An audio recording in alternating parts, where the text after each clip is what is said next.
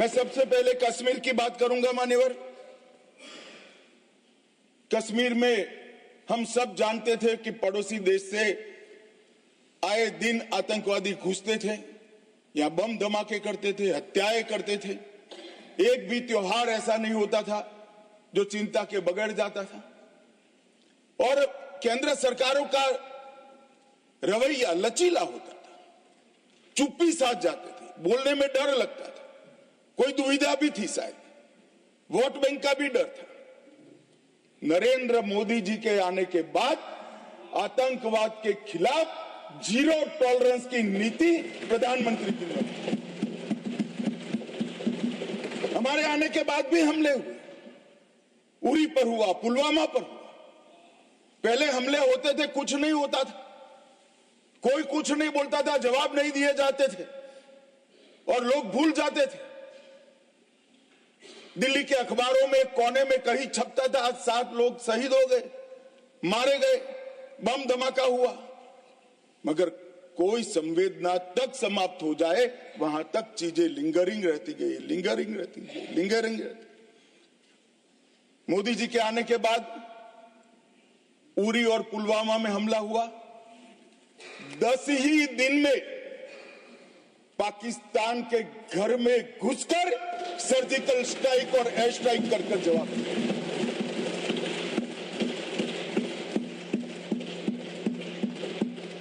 पूरे दुनिया में 2 ही देश ऐसे थे जो अपनी सीमा और सेना की सुरक्षा के लिए हमेशा सम्मान के साथ तत्पर रहते थे, इजराइल और अमेरिका। वो 2 देशों की सूची में मेरे महान भारत का नाम जोड़ने का काम नरेंद्र मोदी, और वहीं से शुरू हुई आतंकवाद के खिलाफ जीरो टॉलरेंस की नीति। मान्यवर, हम सब जानते हैं धारा 370 कश्मीर के अलगाववाद का मूल था। हम भी कभी अलग हो सकते हैं तो ये भाव के बीच धारा 370 के अंदर डाले गए थे। मगर हमारे संविधान निर्माताओं का भी मैं बहुत मनपूर्वक धन्यवाद करना चाहता हूं। बड़े दूरदर्शी थे, उन्होंने इसको टेम्पररी बनाया था और धारा 370 को हटाने का बीज भी धारा 370 में ही डाल दिया गया। मगर राजनीतिक मजबूरी, वोट बैंक की पॉलिटिक्स, हमारे पुरखों ने धारा 370 डाली है, हम नहीं हटाएंगे, ऐसी जिद धारा 370 को लेकर चलती रही, कई सालों तक चली। और मान्यवर, यही सदन में 5 अगस्त 2019 में मोदी जी ने धारा 370 को समाप्त। हमारे संविधान निर्माताओं का वो स्वप्न कि एक देश में 2 प्रधान, 2 विधान, 2 निशान नहीं होंगे, कैसे हो सकता है? देश में एक ही प्रधानमंत्री हो सकता है, देश का एक ही संविधान हो सकता है और देश का झंडा भी एक हो सकता है। कैसे एक देश में 2 विधान, 2 प्रधान, 2 निशान हो सकते? मगर चलाए गए, सालों तक चलाए गए और 5 और 6 अगस्त 2019 को इस देश में एक विधान, एक प्रधान और एक निशान का नया दौर, और वहीं से शुरू हुआ कश्मीर को हमेशा के लिए भारत के साथ एक रूप करने की प्रक्रिया। सबसे पहले डोगरी, हिंदी और उर्दू को राज्य की भाषा का स्टेटस दिया गया। मान्यवर, भ्रष्टाचार रोकने के लिए कोई एंटी करप्शन ब्यूरो की वहां रचना ही नहीं थी, क्योंकि रोकना ही नहीं चाहते थे। इतने सालों के बाद एंटी करप्शन ब्यूरो वहां बना। देश के सारे कानून वहां स्वीकार कर लिए गए, चाहे महिलाओं के अधिकार का हो, दलितों के अधिकार का हो, आदिवासियों के अधिकार का हो, बच्चों के अधिकार का हो, ये सारे कानून वहां स्वीकार कर लिए गए। पठानकोट से एक नाका परमिट रखी गई थी, एक भाव खड़ा करने के लिए कि देश के हिस्से में आप नहीं जा रहे हो, पठानकोट की नाका परमिट को नरेंद्र मोदी जी ने समाप्त कर दिया और नया दौर शुरू हुआ, लोकतंत्र का, खुशहाली का, विकास का। आज ये कहते हैं क्या परिवर्तन आया है? मैं ध्यान से सुन रहा था, धैर्य न रहे ऐसे उकसाते थे, मगर मैं जवाब जरूर दूंगा। क्या परिवर्तन आया था सुन लीजिए। 33 साल से आपके शासन में रात्रि के सिनेमा हॉल नहीं खुलते थे, सिनेमा हॉल ही नहीं खुलते थे हमारे शासन में। वहां 34 साल से मरहूम के जुलूस का, ताजिया का परमिशन नहीं था, हमारे समय में दिया गया। G20 की बैठक में दुनिया भर के डिप्लोमेट्स वहां शांति से गए, कश्मीर की संस्कृति, संगीत, खाना और कश्मीर की खूबसूरती को एंजॉय कर कर वो अपने अपने देश में वापिस गए। मान्यवर, इस देश में लाल चौक पर तिरंगा फहराने के लिए हम सब भी गए थे। प्रधानमंत्री और हमारे तत्कालीन राष्ट्रीय अध्यक्ष मुरली मनोहर जी के नेतृत्व में कन्याकुमारी से कश्मीर यात्रा निकली थी। यहां से बहुत सारे लोग उसमें होंगे। मुझे मालूम है मान्यवर, हमें परमिशन नहीं मिल रही थी लाल चौक जाने की। जब जीत किया गया कि हम जाएंगे, जो भी परिणाम आए, सेना की रक्षा में वहां जाना पड़ेगा और आनंद फानंद में ध्वजवंदन कर कर वापस आना पड़ा।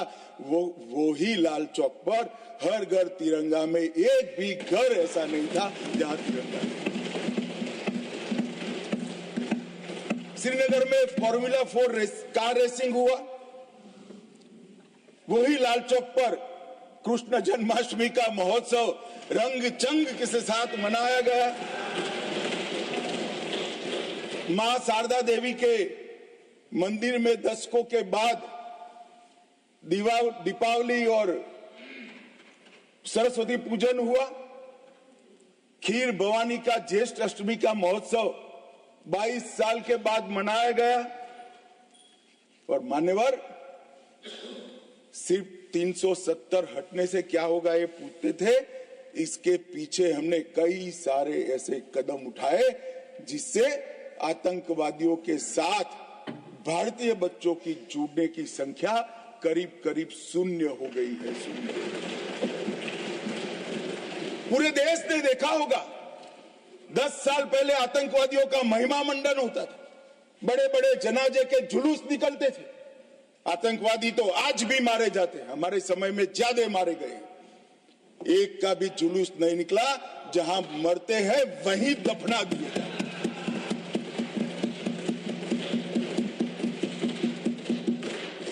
कोई आतंकवादी बन जाता था, उनके परिवारजन बड़े शौक से सरकारी नौकरी करते थे, तंत्र चलाते थे। हमने ढेर सारे आतंकवादियों के रिश्तेदारों को रूथलेसली सरकारी नौकरी से निकालने का काम किया और एक कठोर संदेश। बार काउंसिल में उनके समर्थक बैठे थे, केस नहीं कर सकते थे, हड़तालें हो जाती थी। जो समर्थक बैठे थे वो सभी या तो दिल्ली की जेल में है या श्रीनगर की जेल में है। मान्यवर, आतंकवाद और आतंकवादी दोनों के समर्थकों सरकारी रोजगार, पासपोर्ट देने में और गवर्नमेंट कॉन्ट्रैक्ट के लिए हमने बिल्कुल बैन कर दिया, हिम्मत के साथ किया और आज लोग नहीं जुड़ रहे। और इसका परिणाम क्या हुआ मान्यवर? ये कहते हैं क्या हुआ 370 से। मैं आज हिसाब देने आया हूं क्या हुआ 370 हटाने के बाद। 6 साल हो गए मान्यवर। 2004 और 14 दोनों के बीच में जो कुल घटनाएं थी टेररिज्म की, 7200 से 17 से घटकर 2242 तक। मैं 10 साल की कहता हूं, अंतिम 6 साल की नहीं कह रहा। मृत्यु टोटल जो था उसमें लगभग कुल मृत्यु में 70% की कमी आई। नागरिकों की मृत्यु में 81%, और सिक्योरिटी फोर्सेस की मृत्यु में 50% की कमी आई है। मान्यवर, ये बताता है कि आतंकवाद कम हुआ है।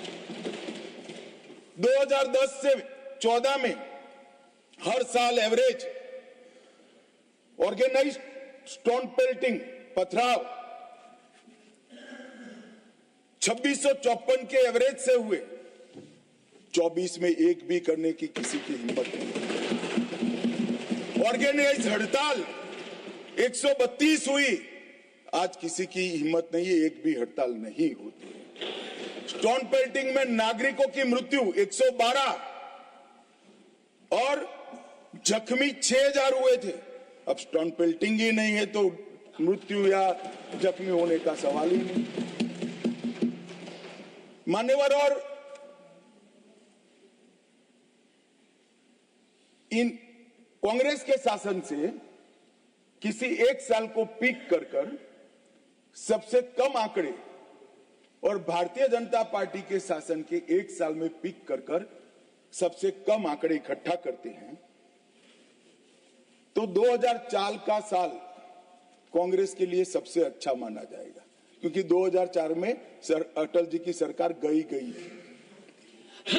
कुल घटनाएं उसमें 1517 हुई थी। ध्यान से सभी सदस्य सुने, ऐसा मेरा विनंती। 2004 में कुल घटनाएं 1587 हुई थी। 24 में कुल घटनाएं सिर्फ 85 हुई। नागरिकों की मृत्यु 2004 में 733 हुई थी। 2024 में सिर्फ 26 हुई। सिक्योरिटी फोर्सेस का मृत्यु 331 हुआ था और 2024 में 31 हुआ है। मान्यवर, ये परिवर्तन आया है। और कश्मीर के विकास के लिए भी जब शांति होती है, सुरक्षा होती है, लोकतंत्र बहाल होता है तो विकास अपने आप होता है। मगर कई सालों से कश्मीर की तिजोरी खाली थी।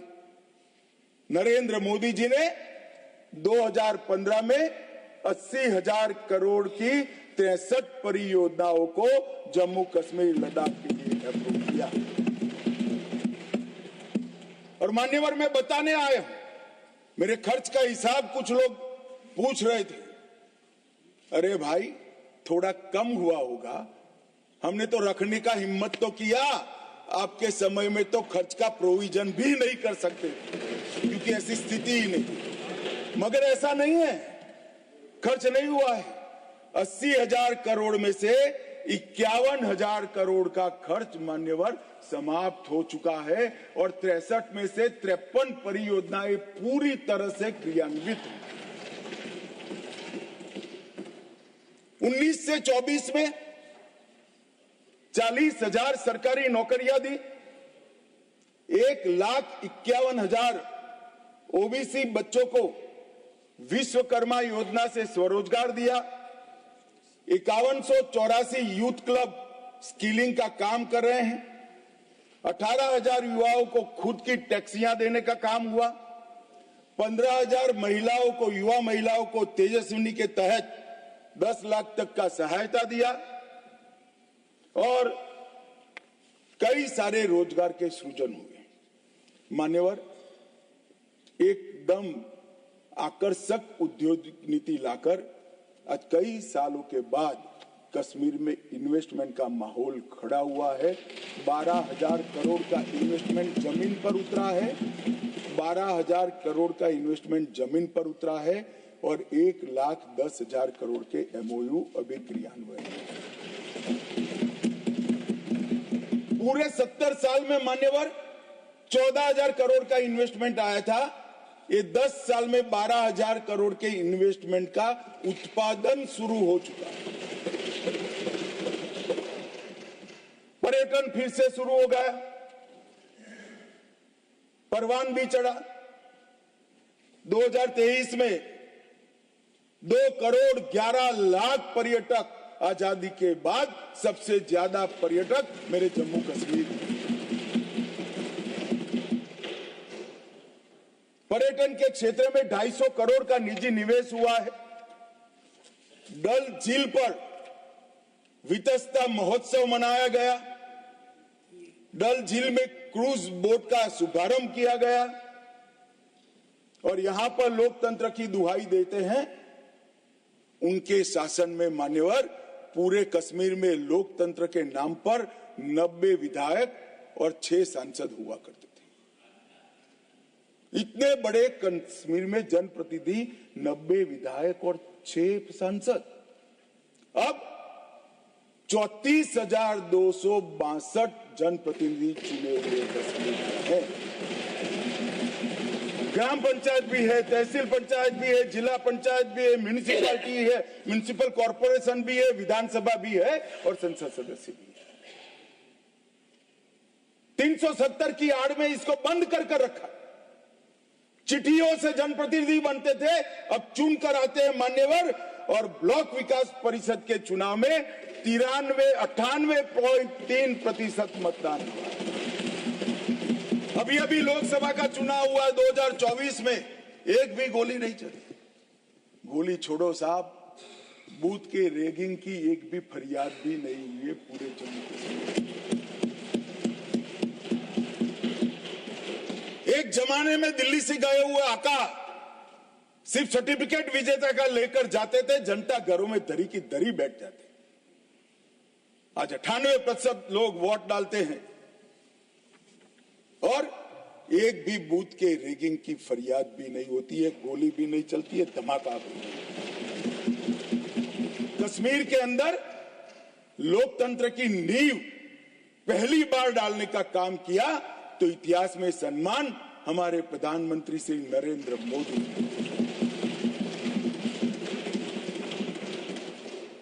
संसद ने भी जब राष्ट्रपति शासन रहा कई महत्वपूर्ण बिल पारित किए।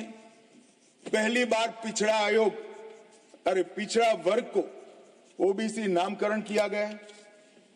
विधानसभा में महिलाओं का 1/3 आरक्षण किया गया। पंचायतों में पहली बार ओबीसी आरक्षण किया गया है। वाल्मीकियों को पहली बार दलित आरक्षण का फायदा मिला। एसटी में कोली, पद्दारी, जनजाति, पहाड़ी ये सारे समूहों को, गुर्जरों को जोड़ने का काम भी हमने किया। गुर्जर बकरवाल भाइयों के लिए 10% अलग आरक्षण दिया और कश्मीरी पंडितों के विस्थापित को भी 2 सीट का रिजर्वेशन देने का काम ये भारतीय जनता पार्टी की सरकार है। मान्यवर विकास, आज जम्मू विजयपुरम में 1600 करोड़ का एम्स है। अवंतीपुरा में 1828 करोड़ से बन रहा है। आईआईटी जम्मू में, आईआईएम जम्मू में, निप श्रीनगर में है। मेडिकल कॉलेज पहले 4 थे, अब 15 है। नर्सिंग कॉलेज 15 और बनी है। एमबीबीएस की सीटें 500 थी, इसमें 800 हमने जोड़ी है और पीजी की सीटें 667 थी, उसमें 297 नई जोड़ी गई। और नर्सिंग की सीटें मान्यवर 220 थी, इसको 2000 करने का काम भारतीय जनता पार्टी। और दुनिया देखती रह जाए। दुनिया के कई लोग उसको इंजीनियरिंग एडवेंचर मानते हैं। ऐसे इंफ्रास्ट्रक्चर के काम भी जम्मू कश्मीर में हुए। 9.25 किलोमीटर की बनिहाल सुरंग बनी। विश्व का सबसे बड़ा रेल ब्रिज चिनाब नदी पर जम्मू कश्मीर में बना। रेल नेटवर्क को उधमपुर, श्रीनगर, बारामुल्ला रेल लिंक से घाटी तक पहुंचाया गया। जोजिला सुरंग, जैडमोर सुरंग और मजबूती से हमारे इंफ्रास्ट्रक्चर को मजबूत करेगी। भारतीय सेना की रसद को भी क्षतिपूर्ति करेगी। जम्मू के लिए सेमी रिंग रोड बनाया। अखनूर पुंछ सड़क निर्माणाधीन है और 11,000 सर्किट किलोमीटर की नई एचटी लाइनें डालने का काम भी मान्यवर जम्मू ये हिसाब मांगते हैं। क्या हुआ 370 साहब? हिसाब तो इनको दिया जाता है, नजारा तो उनको दिखाया जा सकता है जिनकी नजरें साबुत हो। जो काला चश्मा पहनकर आंखें मूंद कर बैठते हैं, उसको विकास नहीं दिखा सकते। किसी सदस्य ने ठीक ही कहा था, पैदल यात्रा निकाली, कश्मीर तक गए, अपने कार्यकर्ताओं के साथ बर्फ की होली भी खेले और कहे कि मुझे दूर से आतंकवादी दिखाई पड़ा था। अरे भाई, नजर में ही आतंकवादी है तो आपको सपने में भी आएगा और कश्मीर में भी आएगा। हम तो दिखाई देते ही सीधा दो आंखों के बीच में गोली मारते हैं, मान्यवर, दो आंखों। हमारी सरकार ना आतंकवाद को सह सकती है, ना आतंकवादियों को सह सकती। कोई जगह नहीं है देश में अब देश के नागरिकों के साथ खून की होली खेलने वाली।